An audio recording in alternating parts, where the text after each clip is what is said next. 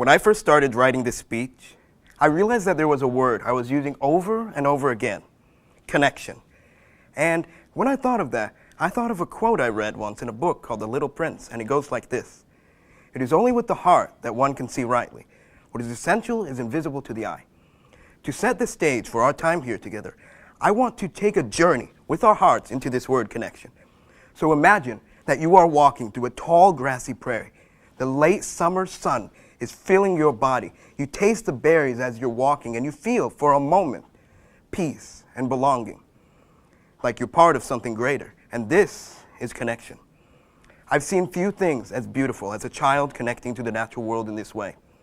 You can support the Children in Nature Network, connect more children to nature by sharing with them your time. Today, I'm going to show you exactly what you can do. For more than 7 years, I have wandered on both sides of connection. I lived in complete isolation from the natural world, and then, by participating in programs that the Children in Nature Network support, my life was changed.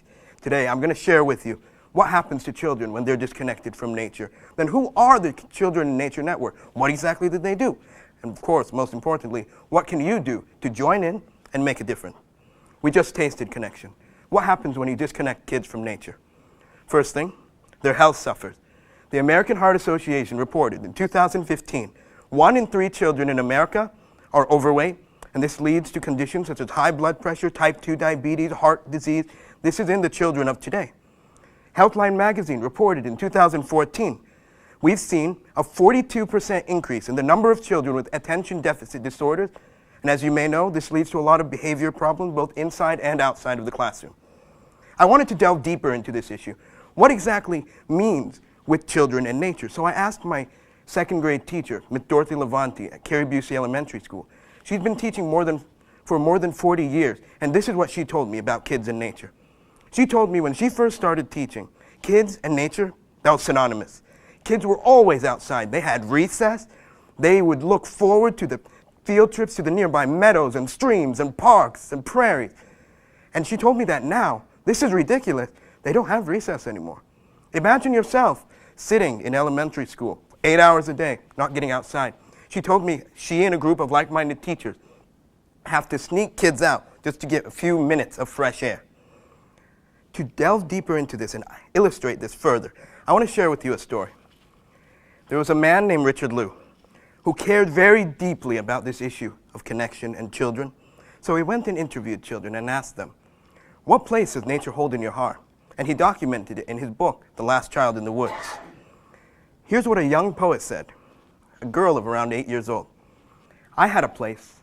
There was a big waterfall there, and I'd take a tent back there and just lie down and look up at the trees and the sky.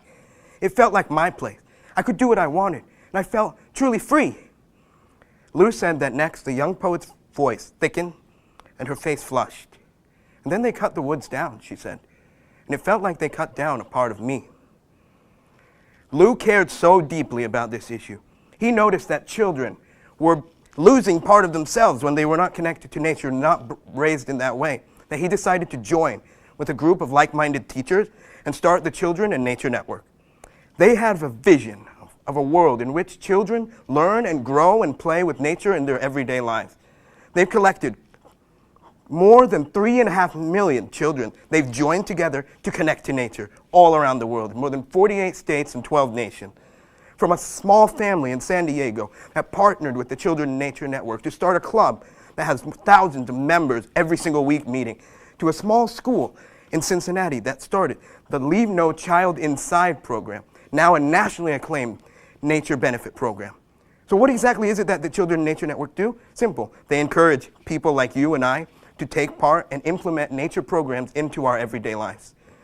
It's time for me to tell you what you can do. It's very simple. There are 3 things that I want you to remember.